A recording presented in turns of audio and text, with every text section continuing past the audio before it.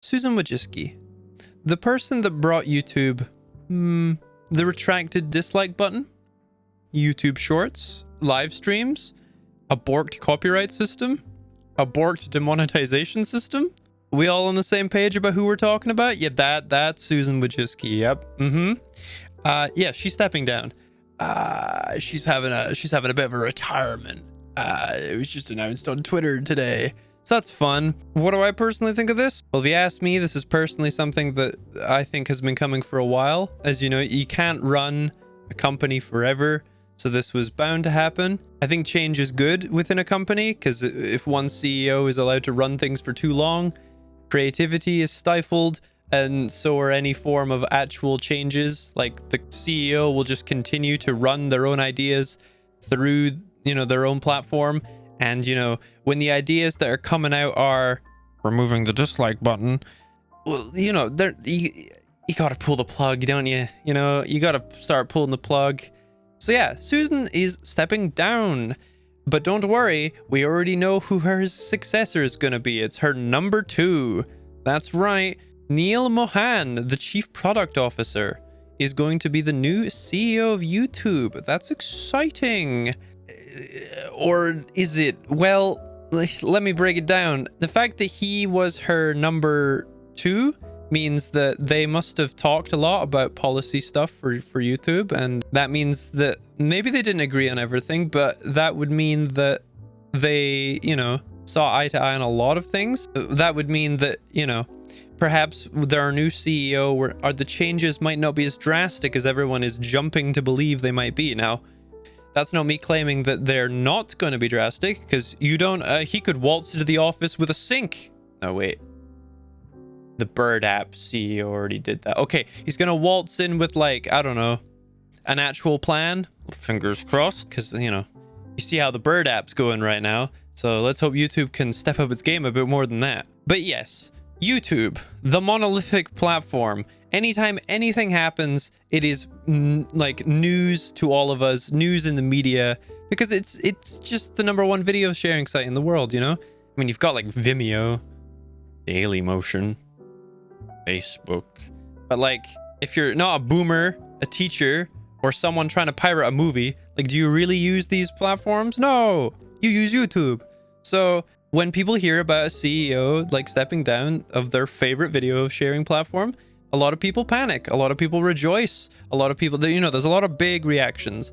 And I think that for a while, we won't notice much change. So if you're panicking, calm down. If you're celebrating, I wouldn't celebrate too early, because things might not change for the better. I mean, over Susan's tenure, she's gotten a lot of stuff wrong, but she has also gotten some stuff right, in the sense that I like Shorts, in the sense that it provides competition for TikTok, which is also why I like that they're now doing live streaming and focusing on live streaming as well, because when you provide competition in the market, that usually benefits us, the consumer.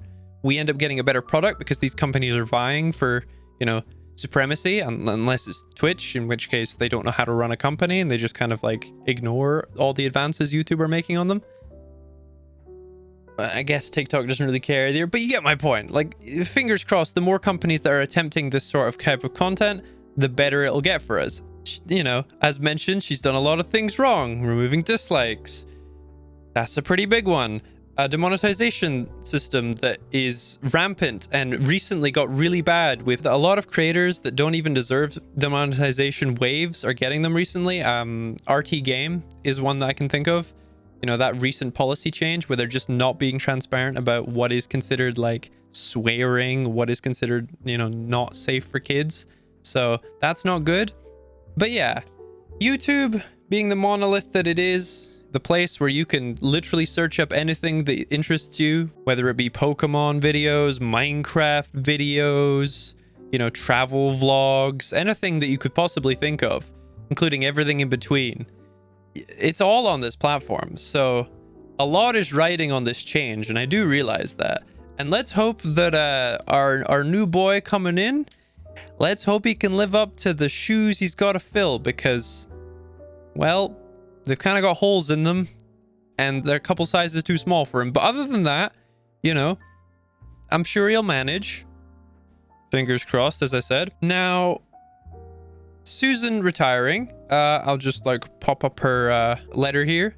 It was basically just to her as an email to us, the creators, just saying that earlier today she sent an email to employees saying that she'd be stepping back.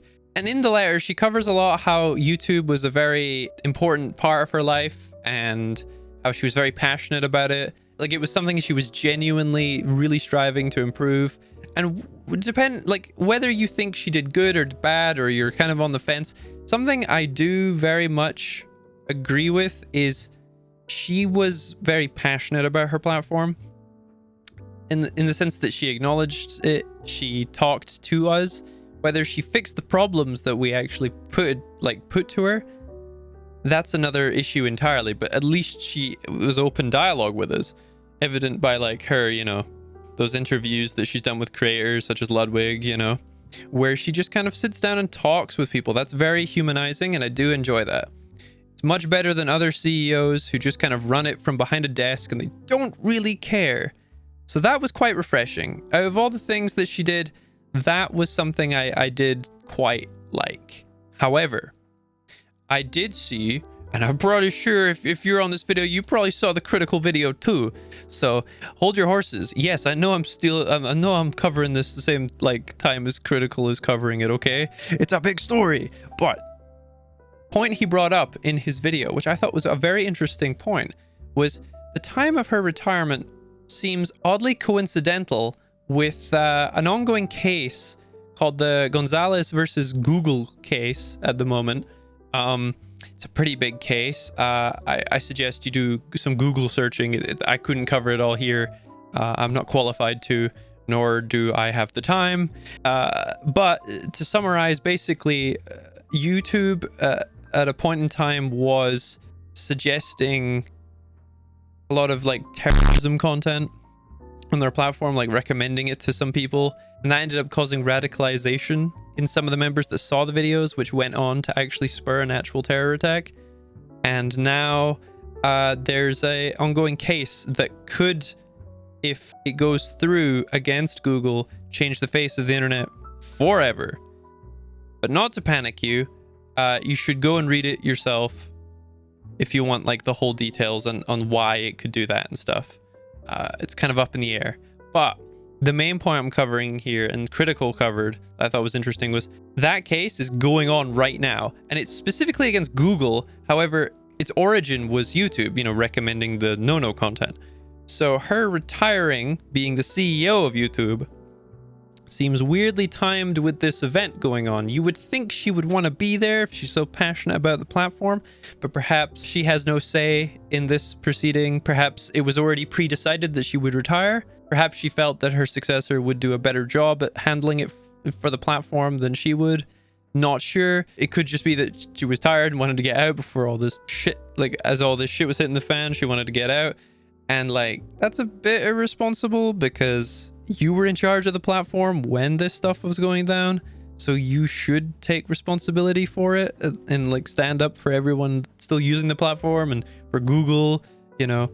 But I digress. That is something that's going on right now, and it's a little, you know, tinfoil hat conspiracy from Critical that I quite enjoy, and I thought I'd mention here. Now, I have been saying retirement.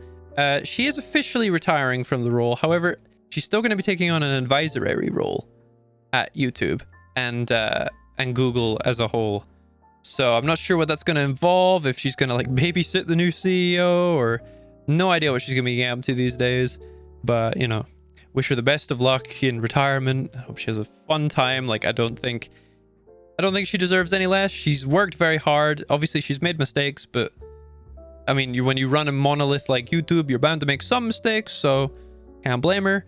Now, moving forward on YouTube, what would I like to see? So if this is my formal letter to the new CEO, Mr. Mohan, I have a couple things I'd like to say to you that I'd like to see. First and foremost, number one thing, you probably heard it talked about throughout this video, bring back the dislike button. All right? There's literally an extension for bringing it back that like a stupid amount of people have.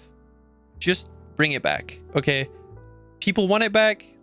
There's no reason to keep it, hidden anymore, because you know how we feel about it. And if you really want to make a good first impression, bring back the dislikes. That is the easiest thing you could do on day one. Well, maybe not day one, but you know what I mean.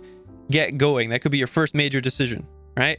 So get on that first and foremost. Second of all, another big important thing though was I would love to see a lot more transparency about demonetization going forward. That has been especially prevalent throughout Susan's run because demonetization has been running rampant. And, they are within their right to demonetize content they do not believe is advertisable, but they've not always disclosed why something is demonetized. Like it's not always very easy to find out what you've done in a video. Like with the RT game thing, like I said earlier, his videos, at least in my opinion, are really family friendly. He does swear, but like other than that, it's pretty family friendly.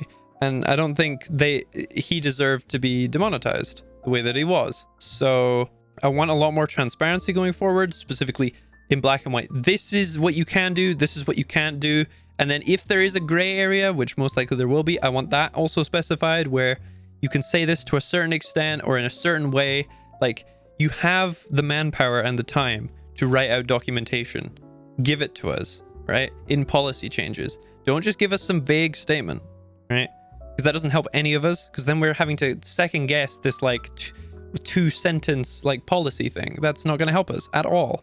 Next thing I'd love to see is an actual functioning fucking support system, okay? YouTubers should not have to go crying to your Twitter page, at Team YouTube to get help, right? Make a system on YouTube that anyone can use that actually gets them help, because that is super important, right? It looks really bad for your platform when we have to go whining on Twitter. I have to go whining on Twitter, but then so does like a channel with like 1 million subs. They also have to go crying to Twitter. It's just not helpful, you know what I mean? We're all just, I guess we're all on an equal playing field, but we shouldn't have to go to another platform just to get help on your platform. So I think you should fix that. Also, another thing is a lot of creators go crying to other creators, and they don't want to do that, obviously, but they feel that they have to because it's the only way they'll get seen, because they can go talk to their partner managers who can go talk to someone at YouTube to get help. Well, why not just employ people at YouTube whose whole job it is to help us? I feel like that would be an amazing change. So I'd love to see that implemented. Next thing I'd love to see is the live streaming section, right? You've been focusing on live streaming, at least Susan has, and I hope that YouTube still continues to do so. A live streaming tab. I feel like it would be too difficult to implement, and it would do a multitude of things. It would, one, keep live streams out of sort of the shorts and videos feed, the pre-recorded sort of feed. And it would allow people to kind of have two different sort of feeds going. So you can it would encourage people to more regularly stream on YouTube, because they wouldn't be like filling up their sub feeds, and they, allows people to pick and choose what they want. But also, if you had a separate tab, it would allow searchability, because YouTube's big claim for live streaming is they do have an algorithm, because their videos have an algorithm, so do their streams. Okay, well, give us a tab which the algorithm on there is specifically catered to just show really good live streams, from like any size of channel. That would be great for growth, because right now it's still difficult to grow a live streaming platform on YouTube, because there's no real, it's not recommended as much because it's all filtered in. It's like, do I want to watch a live stream, or do I want to watch a concise 10-minute video that's edited? You see what I mean? So a separate tab for those who are interested. And I mean, people say this and you probably hear it to death. I don't want it exactly like Twitch, like their layout. Like I don't want it exactly like Twitch's layout, but I mean, something similar would be quite good, because they have cracked a good layout. So something similar would be rather cool. To kind of tweak the live streaming thing, just a little additive is I'd love channel points and predictions, or something along those lines, something which would allow the viewers to interact with us, whether that's, predictions, or whether that's people like me who like to make weird, intricate channel point reward things that activate things on my stream. It's just viewer engagement. That's very good for live streams. And Twitch has had, Twitch has been the king of that for a while. So that would be great. And also a big thing, I think that a YouTube premium like subscription should give you 1 free membership, similar to Twitch Prime. I think Ludwig mentioned this. I think it's a really good idea, because then it makes the whole bundle of YouTube Premium, getting you YouTube Music, and then also getting a free, you know, membership for the live streaming aspect. If you had these 3 sections, live, music, and just general YouTube, that would be great, you know? I think that would be a lovely little package, and people would be so willing to pay for that because it would be such a good deal for the whole package. Okay, another thing I want them to fix is the goddamn copyright abuse problems on YouTube, or at least work to get, you know, rid of them a bit. Because right now it's in a way where people can individually copyright strike your content, and it's in such a way that it can be abused. Like if I don't like your opinion about me, I could copyright strike your video claiming that you've used me in your video. And at the moment, there's a high likelihood that would go through. And that's not okay, because I'm abusing that system, and you're using, you know, footage of me, which is publicly on the internet now. Wow, I'm on the internet. And you're using it, you know, in fair use. So it's not within my right to take that down. It's now a transformative piece of content. Another small nitpick is whenever you file a counterclaim against someone like this, they get all of your information, like your name and stuff. Like, is that really necessary? Like, I don't want some scumbag who's like, you know, falsely copyright strike me to just get my full name and stuff and that kind of information. So maybe tweak how that works a little bit as well. And I think this is I don't know if anyone's talked about this specifically. They probably have, to be fair. None of my ideas are unique. We're all just sheep on the internet anyway.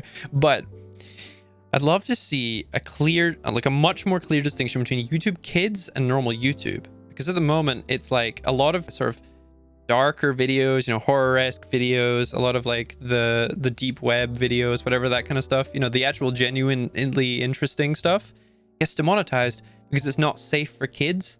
But then I asked the question, what is YouTube Kids for? And at the moment, it's designed for like babies and toddlers. I'd love to see maybe they add like age ranges for YouTube Kids up until like a certain age group, so they could maybe categorize, and like people who make videos for not babies, but like maybe Minecraft content, they could specify, okay, a 13-year-old can watch this, but maybe not people below it because you're like swearing. And you could specify that, because they've already got those tools for advertising. You can choose like age ranges. So they've already got that sort of analytical data on YouTube. And of course, people fake their ages, but it would be a good way to kind of segment that. That would allow normal YouTube, like people like me, I could post like a video about my excursion on the deep web or whatever, and I could monetize that because I'm not claiming it's for any of the, you know, under 18 age groups. You know what I mean? So I think segmenting that a little bit better would be great. So there's a clear definition between kids and not kids, not just babies and everybody else, including kids. And the last thing that I'd love to see them add is I'd love to see them stop favoring big corporations on this platform. It's been a big issue for a while because big corporations are able to pay for advertising. They're very brand friendly because obviously they're designed to go on television. It's clips from that, and they dominate the space. I think that YouTube should give us, the individual creator, more leverage. It promotes us more to counter it. Maybe not to make it unfair exactly. I'm not sure what the balance should be, but to make it sort of, we have a bit more, like our videos have a bit more weight. That way it sort of balances out, so that like our like individually produced video can weigh up with this massive corporate one from, you know, Saturday Night Live or some crap. I think that would be really good. You know, I'm not sure what the balance should be, but I feel like balancing that out would be a good step towards making individuals feel a lot more welcome on the platform, like it used to be many years ago, before corporations rolled in and before the adpocalypse and all this jazz and demonetization. You know, when it was just individuals making cool stuff. I'm not saying they should be able to make whatever they want. I'm just saying allow the individual to feel more appreciated on your platform. Now, things that I don't want them to actually add that they were discussing, 2 things. One, Susan was discussing NFTs. I swear, if Mr. Mohan goes through with the NFT plan that she was kind of like theorizing in her little crypto brain, swear to God, YouTube will be going down the shitter real quick. Because NFTs, it is now widely known that they are just scams, right? It's like, I'm gonna save your PNG, you're on a pump and dump scheme. You know, every day there's a new crypto, you know, scam exposed video and making fun of them, and it's just a meme now. So if YouTube like encourages that, it not only will it ruin the platform, it'll also be really dangerous because it'll encourage a bunch of people of young age to invest in this, you know, this thing which is a pump and dump primarily, which is not good. Don't want that, because, you know, there goes all of mommy's credit card on a monkey PNG. Urgh. And the second thing I don't want them to implement is back in the day, do you guys remember when they had Google Plus? You had to have a Google Plus account to comment. Never again do I want them to implement a Google service like that as a requirement on the platform, because I think it ruins the platform. It comes up with a whole bunch of other issues. Like back in the day, it encouraged spam because then these two separate entities have to talk to each other. Now, yes, Google owns YouTube, but they're still two different working entities, two different like subgroups. And if they have to now communicate for some extra service, it's just gonna be extra work, more problems, and it's like, it's not gonna be worth it. Everyone's gonna get angry. Just don't do it, okay?